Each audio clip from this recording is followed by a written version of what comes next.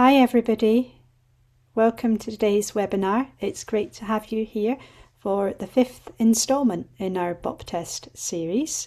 And for today's webinar, I'm delighted to introduce Dr. Sicheng Zhan, who is a postdoctoral associate at MIT Building Technology. And he's going to be discussing the scenarios and conditions for greater physics integration and how that can benefit the decision-making process.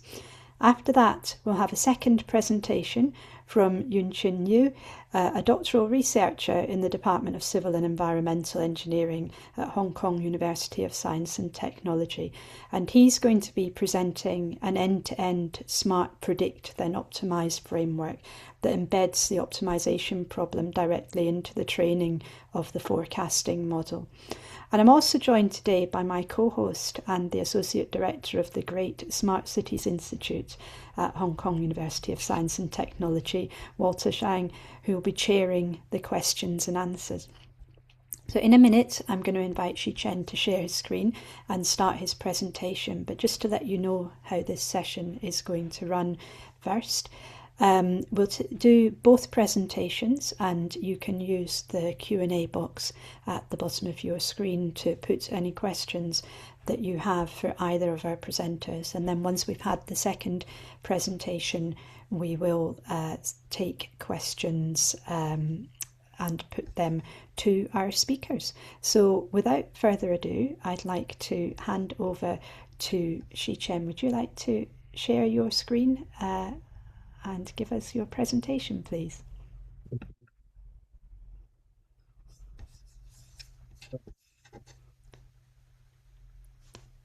Thank you. Thank you for the introduction, and thank you for having me here. So yeah, today I'm going to share two brief studies where we involve BOPTest. One is pretty much completed, and the other is kind of work in progress. I'd like to start with a little bit of my background.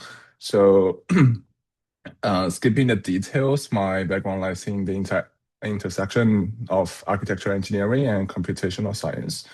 And my research interest mainly lies in building energy simulation, model-based control, digital twin, and the related carbon reduction applications and energy flexibility, and using methods including scientific machine learning, where we integrate physics knowledge and data-driven methods, and also optimization methods. A brief history between me and BOPTest, or Modelica Buildings Library. So I attended Building Simulation 2019. That was my first IBIPSA conference, where I get to know BOPTest and also the Modelica Buildings Library.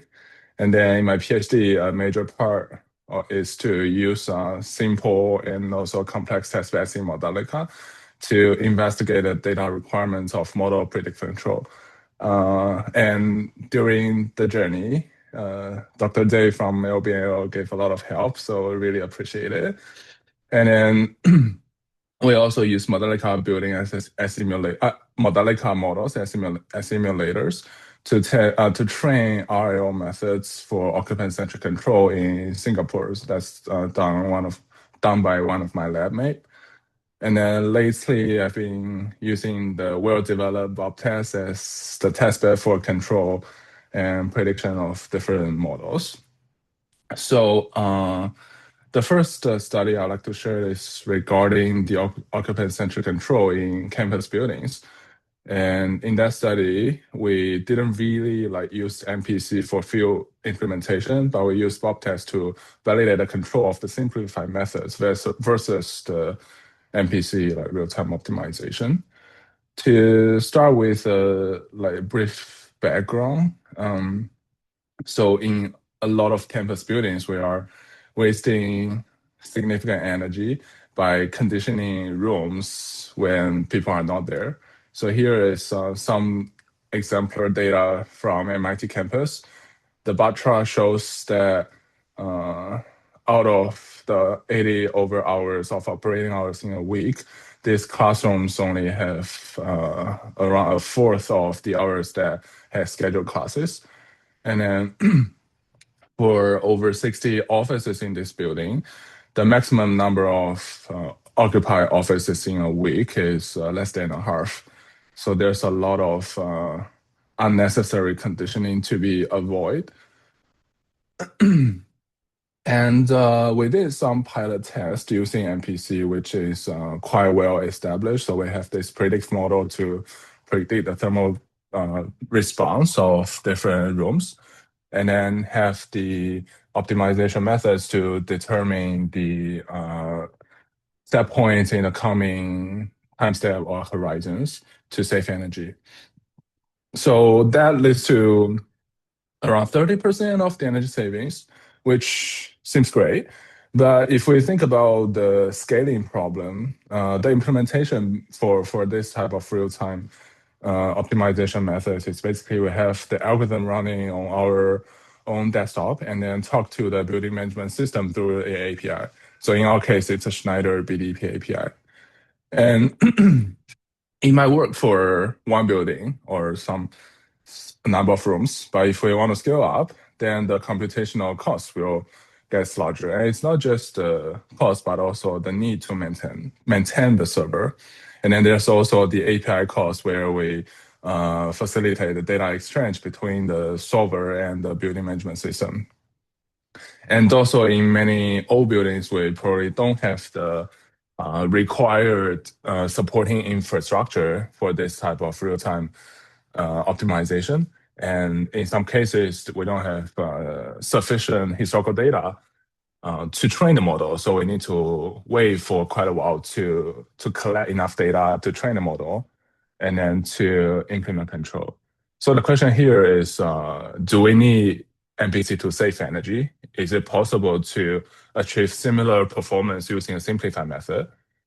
So here we developed this simplified rule-based method where we have some data-driven pipeline to extract the schedules and learn the thermodynamics of each building and have the rooms being conditioned a certain time before the start of first class. And then when people are there, the room is already comfortable. And then we can relax the constraint in most of the occupy hours to avoid unnecessary heating and cooling. So here's an example of the set point profile throughout the day, given a short period of classes in the middle of the day. Then we use BOPTest as a platform to compare the performance of different methods. So here we have the baseline, the original static day-to-day schedule from 7 to 7.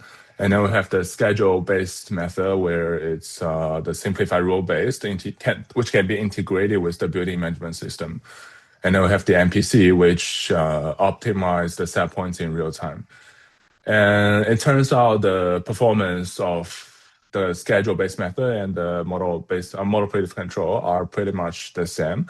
If you look at the set points trajectory in the bottom, this yellow line for the rule-based method and the dash green line for the MPC are well aligned.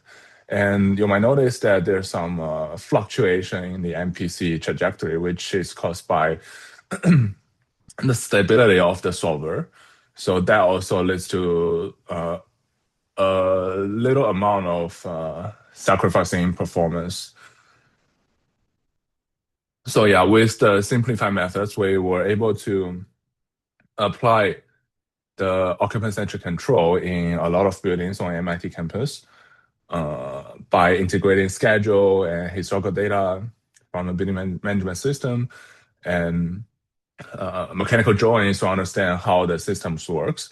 We were able to achieve significant savings. So it just optimizing the schedules, we can save around like 15 to 20% depending on the seasons.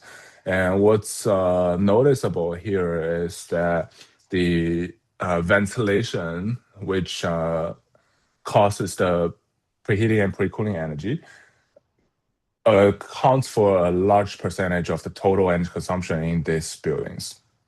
So by optimizing not just the temperature set point, but also the supplier flow rate, we were able to achieve even larger savings, over 40% across the year. excuse me. So yeah, that's the first study. And then the second one is regarding the physics informed models for MPC. So when we do need real-time optimization in optimal control, how can we build a model so that it's more extrapolatable, reliable to support the decision making? So here, the role of BOPTest as a platform is to uh, generate customized scenarios to test the alternative models in terms of the prediction and control capability. So a little of the background or motivation. So when we talk about the field implementation of optimal HVAC control, we have a lot of studies for sure. And what those papers highlight is usually with this new method, we achieve higher accuracy or some amount of energy savings compared to the baseline. And some people talk about data requirements to compare with other methods. There's X% of reduction in the costs. But when we talk about the facility managers, the building operators, what they really care about is these practical factors, like what's the payback period, is it easy to set up? So the previous study, we try to simplify the control algorithm as much as possible. So it kind of addressed the first two concerns. And then the third one is does the optimal control method offer robust performance under different conditions? So that drew our attention to this issue of corner cases. So it's by definition, it refers to the unseen or unexpected extreme scenarios in a system when like scenarios that's not included in the training data or haven't seen before happen and cause some error or failure in the operation. So an example in autonomous driving here is this figure on the right where we have fly-ins on the highway and nobody has seen it before. So the algorithm needs to be able to recognize these scenarios. And then in the context of occupant-centric control, one example is an unexpected number of people in the room. So in this histogram of the number of people distribution in this room, for example, the capacity of the room is 60, and over 99% of the time, we have less than 60 people in the room. But sometimes in certain event, special situation, we have more people, which means more disturbance, larger internal heat gain, which could cause problem to the control method. So instead of looking at the long-term average control performance, we would like to pay attention to this type of scenarios. And to address those, to make sure that decision making is well supported, we will need the models to be scalable and extrapolatable in this type of scenarios. So it comes to the idea of physics integrated or physics informed machine learning or neural network. The idea is that with more and more physics constraints integrated in the training or model development process, we'll be able to enhance the model's capability to understand the physics or the system dynamics of the buildings. So here, the experimental design is that from long short-term memory, the purely black box model, we gradually add the level of physics into the model. So we have physics-informed neural network where we have this penalty term in the loss function.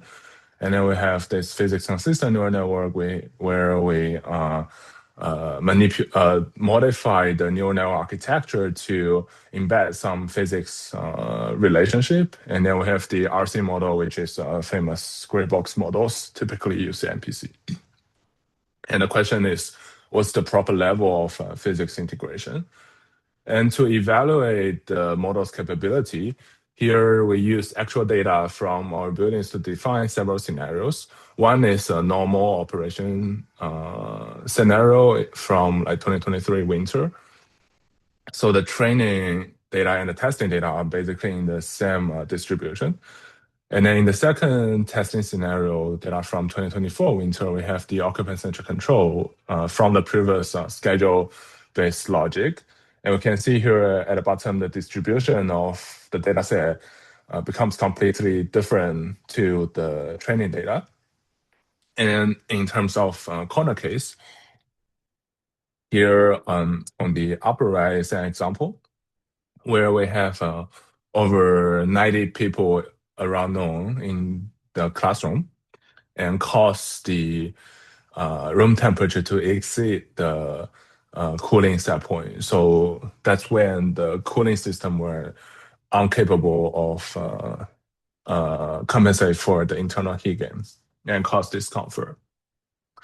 Right. So if we look at the results of all these alternative methods in the different testing scenarios, here we use the 24-hour open loop prediction because it's like kind of the harder test that examines the physical like interpretation of these alternative models. So if we just look at the first testing case, we'll see the first three type of models are behaving similarly. The RC model is somewhat too simplified and couldn't really learn the dynamics. But so the discussion is mainly between the first three. So the traditional test couldn't distinguish their differences. And then if we look at the extrapolation case, we can see the more black box models. And even with the physics informed neural network with loss function modified, the prediction accuracy degraded significantly. But with a physics consistent neural network, the performance persists. So that's where we noticed that first, a certain level like of physics integration is needed, and it can the benefits only appears when we design dedicated testing scenarios for them. But the problem of this using actual data for testing is that we can't really link the prediction performance to the control performance, and that's where BOPTest as a testing platform comes in.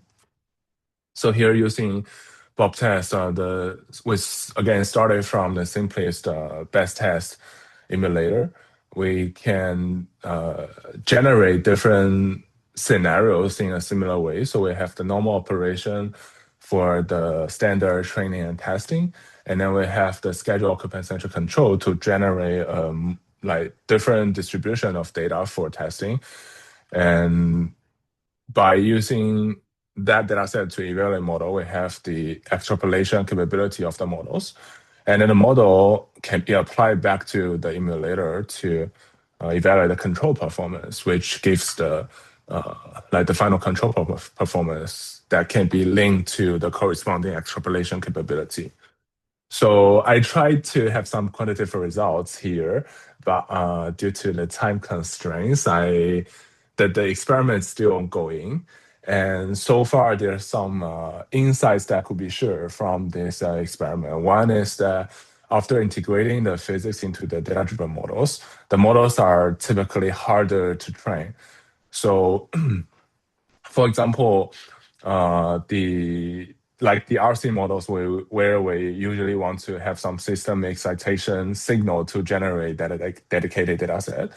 It's similar for the physics consistent neural network, also other like higher level physics constraint, the data-driven models.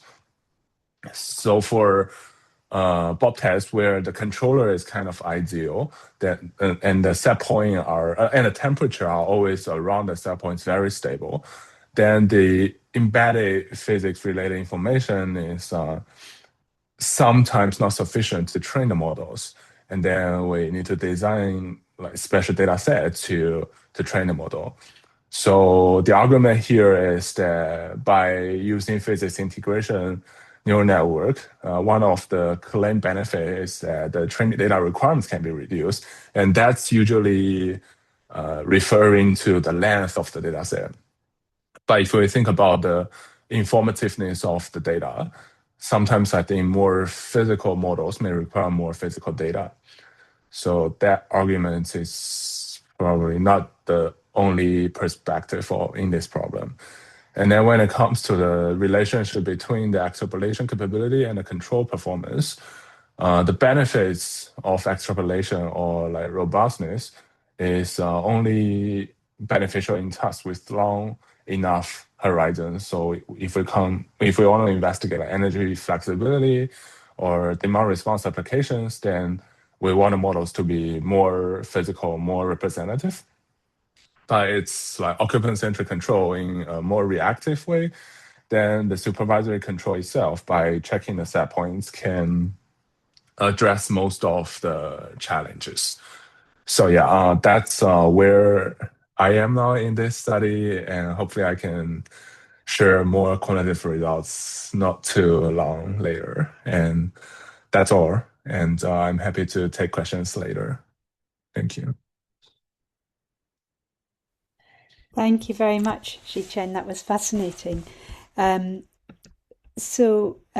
Yunqin, could I invite you to turn your camera on and to share your screen, please? And if you have any questions for Sicheng, please can you pop them into the chat, into the Q&A box below, and we'll put them to Sicheng after the presentation from Yunqin as well. That's great, Yunqin, if you'd like to go ahead and just start. Okay, hello everyone. My name is Yunqin. I'm now a PhD student in Hong Kong University of Science and Technology. And today I'm glad to share a new approach called Smart Predict, then-Optimise based model predictive control for HVAC system.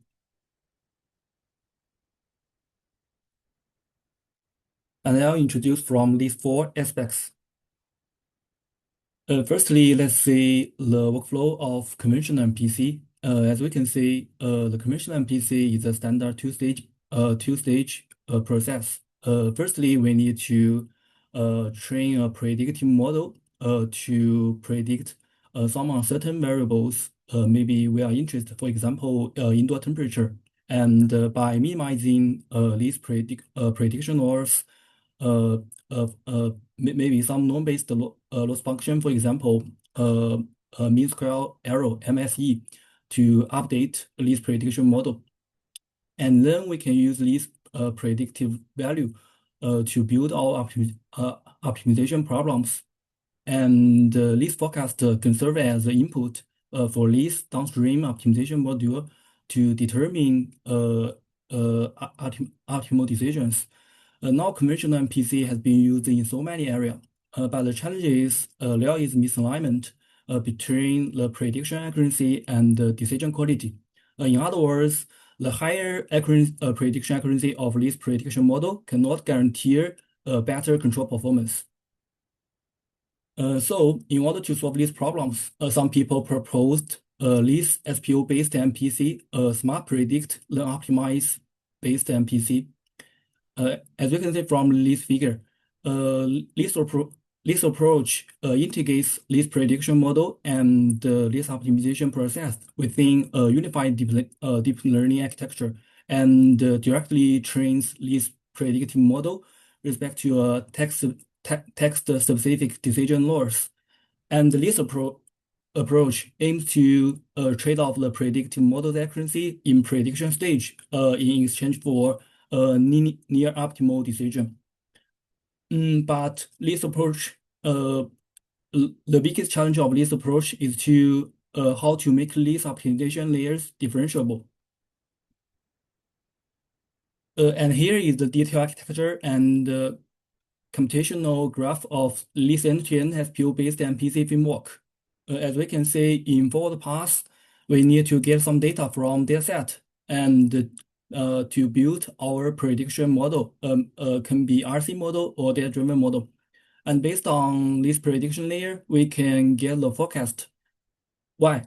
And the forecast Y can be served as input to these optimization layers to generate the optimal control action. And based on this optimal control action, we can calculate the performance loss. And in order to update our prediction layers based on this performance loss, we need to get a gradient of this performance loss with respect to the model parameters of this prediction layer using the shell rule. As we can see, this gradient can be calculated as the three terms. The first term we can see is the gradient of the performance loss respect to the optimal contraction, and the third term is the gradient of this forecast y respect to the model parameter theta. These two terms can be easily get with PyTorch. And the most challenging part is the second term. This gradient represent the gradient of this optimal contraction with respect to this forecast, and this gradient usually be non-smooth and even non-defined, so making this overall gradient computation challenging. So in order to make this optimization layer differentiable, we propose two different methods, and these two different methods have totally different forward path and backward path. As we can see for the first solution, implicit differentiation, the solution for forward is obtained directly, and the corresponding gradient for backward path is calculated in this single layer. And for algorithm unrolling, the solution for forward path is obtained iteratively over these L iterations, and the corresponding gradient for the backward path is calculated by combining these gradients from all these L layers. Let's see a detailed step of how this solution works. The first solution is implicit differentiation. The first, we need to construct the Lagrangian with Lagrange multipliers. And the second step, we need to use the KKT conditions. And the third step, we need to differentiate these conditions with respect to parameters to create a linear system. And finally, we need to use the channel rule to obtain the final parameter gradients. Even though this solution can get an analytical solution, analytical gradient, but the limit of these methods, it can be only used for convex optimization problems because it uses KKT conditions. So if we need to embed non-convex optimization layers into our unified network, we need to use the solution one called algorithm unrolling. Algorithm unrolling is a tactical net transform traditional iterative algorithm. For example, projected gradient descent using in our optimization problems to get the optimal contraction into a differentiable computational graph by mapping each iteration step into a neural network layer, like this unrolling deep network. As we can see, for traditional algorithm, it rely on dynamic control flows, some loops and conditions to get these optimal contractions. If we want to get the gradient, it usually be non-differentiable and cannot be used in our end-to-end training process. But when we unrolling it to get this unrolling deep network, it's a fixed architecture with learnable parameters. This unrolling deep network is differentiable, and we can use this deep network in our end-to-end training and through backpropagation. And here is the optimization problems we need to solve. And we can choose different predictive model to build these optimization layers. And if we choose RC model, it would be a convex optimization problems. So we can use two different methods to make these optimization layers differentiable. If we use MLP or informal model to build these optimization layers, we can only use algorithm unrolling to make it differentiable. And here is our experiments. And our experiment case is the BOPTest hadronic heat pump building. And we collect a 2-month data set, and the time step is 1 hour. And we build 3 different prediction model, RC model, MLP, and informal model. And our baseline is PI controller. And we test our MPC in 2 different periods, peaking heating period and typical heating period. We have 3 different conventional MPC, and 4 SPO-based MPC. And firstly, let's see the performance of conventional MPC. Here is the prediction performance of these three predictive model. As we can see, the AM model demonstrates superior capacity in capturing short-term thermodynamics, achieving lowest value across all metrics on testing set. And the informal model have a minimal mean absolute error and uncertainty within the 24 hours prediction horizon, which means it strengths in handling this long sequence time series dependency. And here is the control performance of our conventional MPC. As we can see, during the peak and the typical heating periods, the RC MPC reduced the total thermal discomfort by 84% and 49%. And the AM model reduced the total thermal discomfort by 94% and 45%, and also saving 22% and 29% in total energy costs. And here is the evolution of indoor temperature, thermal discomfort, operational cost, and thermal disturbance.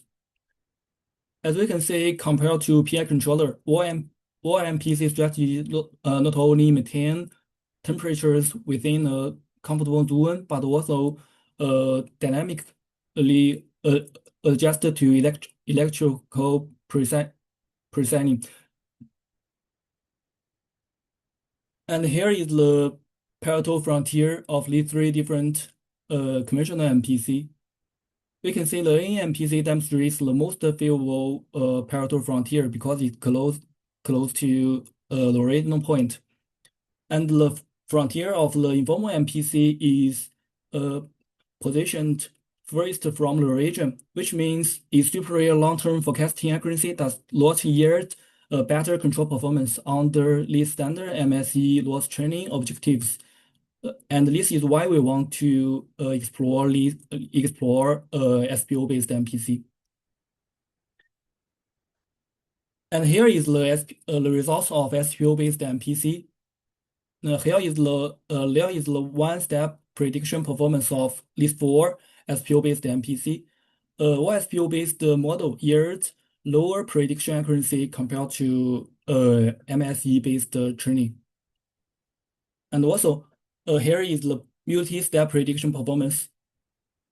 And the SPO-based MPC have higher MAE and uncertainty within the 12 hours prediction horizon.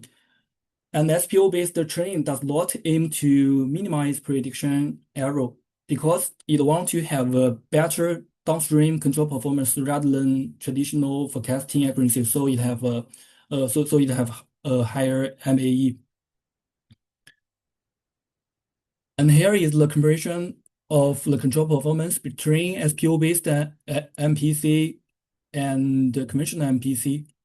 For convex RC MPC, we can say implicit differentiation demonstrates superiority, reducing thermal discomfort by 20% and energy cost by 2.49% during the peak period.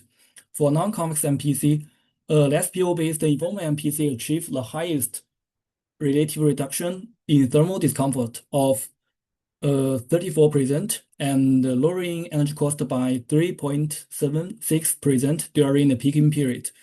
And for overall performance, the SPO-based ANMPC achieved the highest operational cost. And the SPO RC-MPC achieved the highest reductions in thermal discomfort.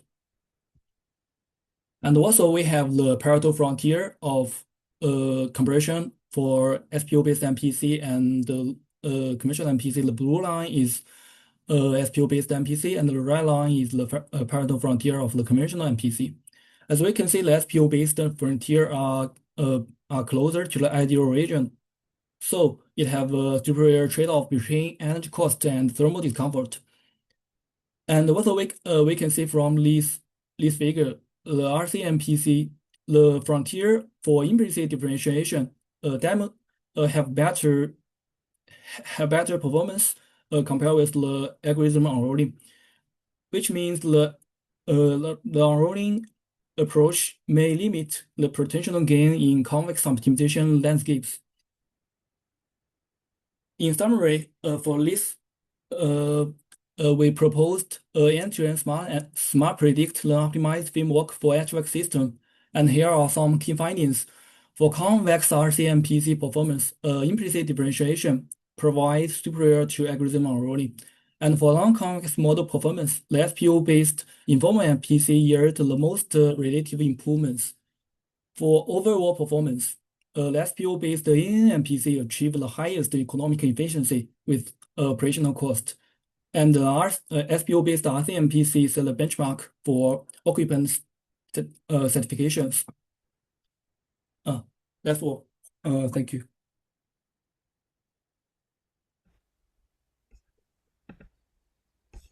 Thank you very much for another fascinating presentation.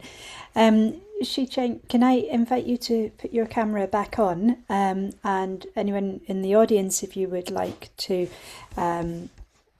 ask any questions, now is your chance. Please do use the Q&A box at the bottom of your screen, and you can type your questions in, and Walter will put them to our speakers. Walter, I'll hand over to you for the questions. I think while we're waiting for the audience to come up with questions, I might just put one of my own to Yunqin.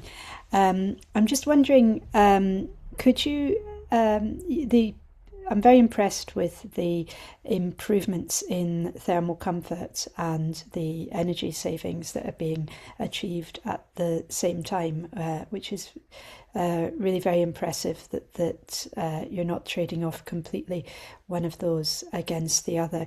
I'm wondering if you could just explain a little bit about how you see such systems being operationalized in real world settings.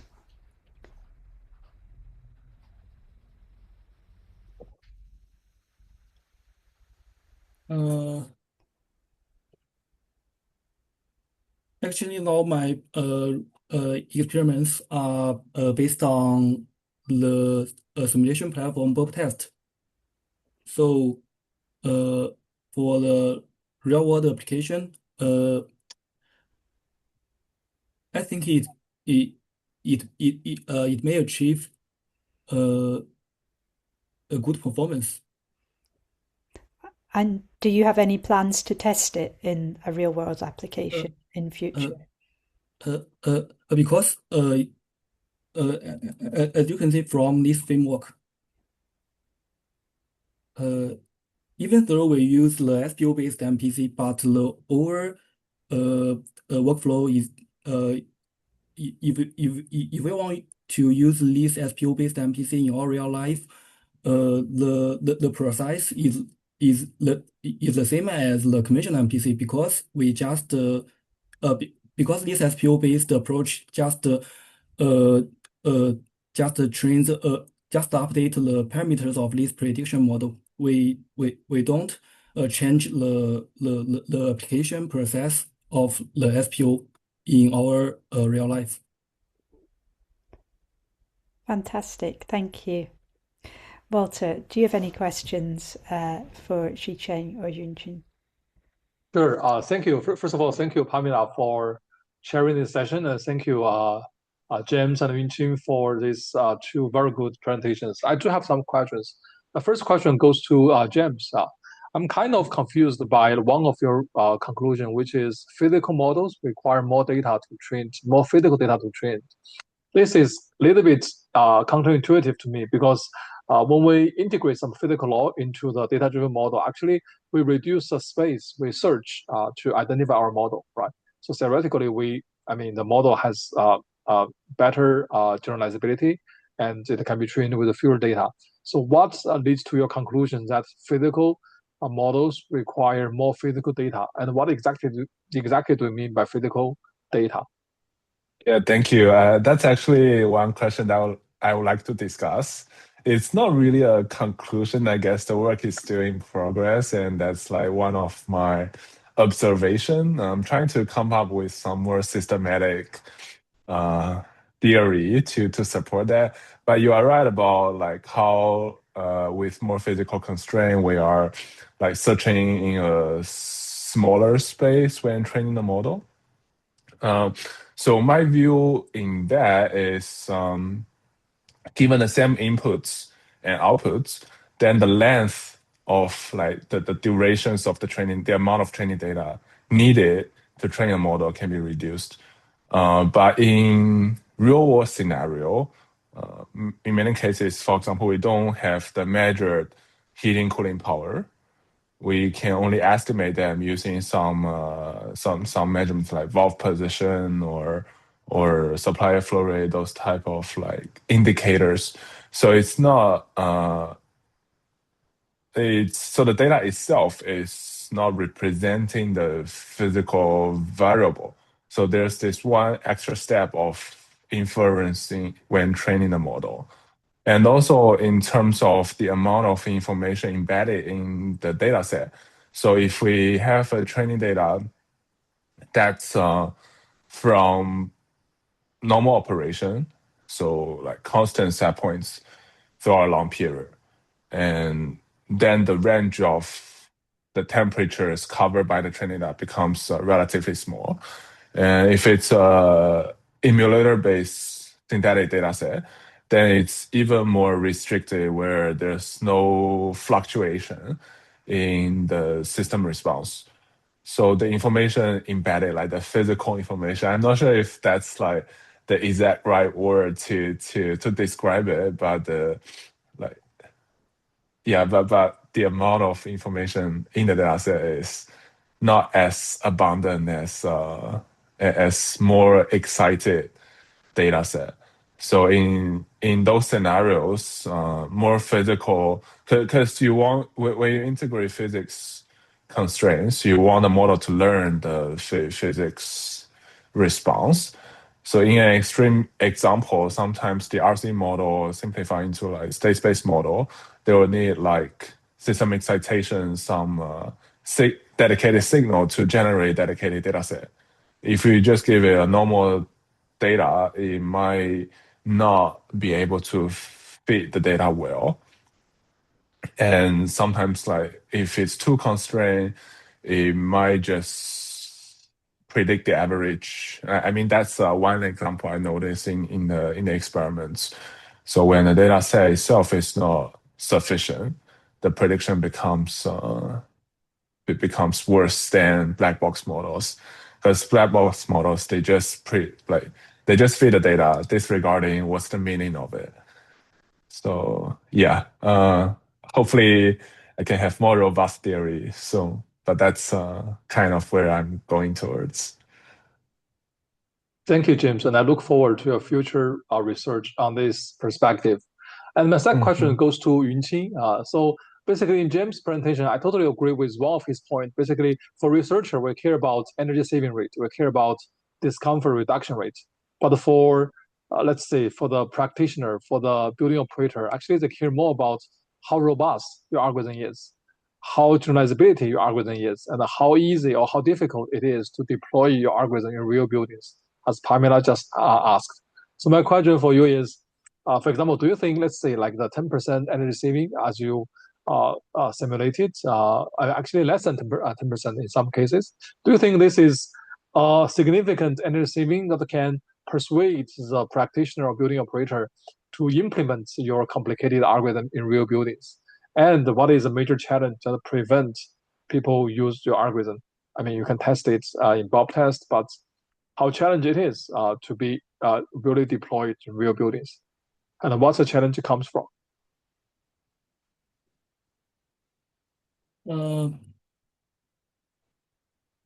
Firstly, what we know that is the MPC strategy is better than the PI controller. So if we can if we can use the MPC controller in the buildings, what in other words, if the real world application they have used the conventional MPC, we can replace the conventional MPC with our SPO-based MPC because we just need to replace the prediction model of the conventional MPC, and the other process are totally the same.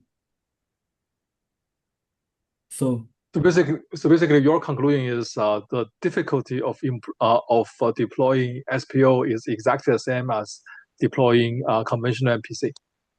yeah. Okay. Yes.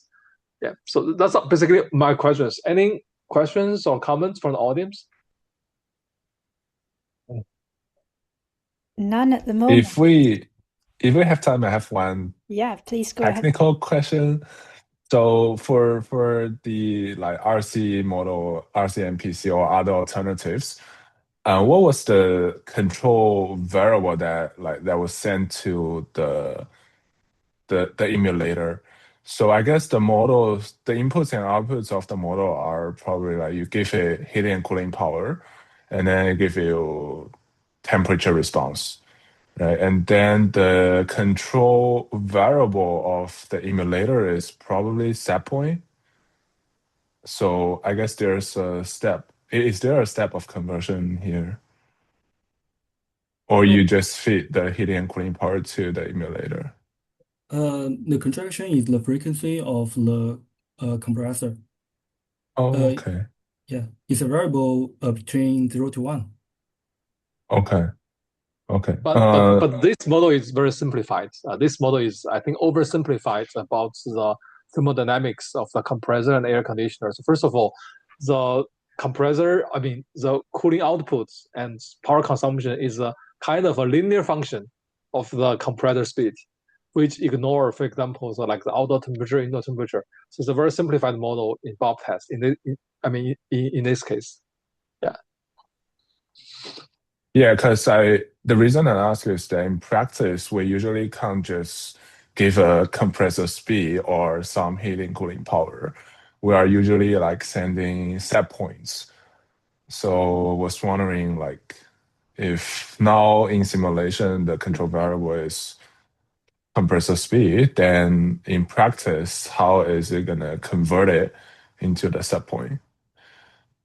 So for MPC purpose, like controlling like the set point or some high level control variable actually is not easy because if your control variable is set point, actually there is an internal PID loop to track this set point, and this internal loop needs to be modeled in your MPC framework. And to model it accurately, you need to know the parameter of the PI controller. For example, what's the P value is, what's the KP, what's KT, or what's KP, what's KI. And this variable may be different in different air conditioners, in different systems. So this adds another layer of uncertainty to your MPC process. So for MPC purpose, it is better to directly control the low-level control variable. That's basically you can directly change the states of the air conditioner. For example, like the compressor speeds or valve position, something like that. By doing that, we can skip the local controller because local controller, you need to model that, and that model requires lots of information which is not accessible. Yeah. So that's why in this study we directly control the speed, the compressor speed. Thank you. That's great. Thank you very much, everybody. I think you've covered everything extremely well and not left much for anybody to ask questions about, but that's been a super interesting discussion. So just as we finish, I'd like to say thank you very much to our speakers, and just to let you know that this presentation, this webinar, like all of our webinars, is part of the work of the IBIPS Education Committee. The Education Committee exists to identify training and education needs throughout the building simulation performance community. Whoever you are, whether you're in academia, the private sector, government, or simply just an interested participant, And we initiate, develop, and encourage and coordinate new education materials and methods. And really importantly, our training sessions like this are open to non-members as well as members. And we also exist to promote the development and sharing of best practices in building performance simulation education. And you can see this webinar along with all of the others in this series and all of our previous series of webinars on the IBIPSA University YouTube channel. So if you follow the channel, if you subscribe to it, you can be updated whenever new content is uploaded. And if you'd like to go a step further and support the work of IBIPSA, then I would invite you to consider joining us as a supporting member. So our supporting members pay a small fee, which it has been unchanged for many years now, so it really is very good value. And for that, they receive access to the journal, either just online or with a print subscription as well, the right to use the IBIPSA supporting member logo. And you can find out more about that at ibipsa.org/membership. Do keep an eye out on LinkedIn for posts coming up about new webinar series. There's some exciting stuff in the pipeline, which I'll be keen to share with you as soon as we can. But that's everything for today. So thank you very much to both Sicheng and Yunqin for 2 excellent presentations, and to Walter for chairing the questions there and engaging in the discussion, which was really fascinating. And we'll see you again soon. Thank you, everybody. Bye. Thank you, Pamela. Thank you, James. Thank you, Yunqin. Thank you. Bye-bye. Bye.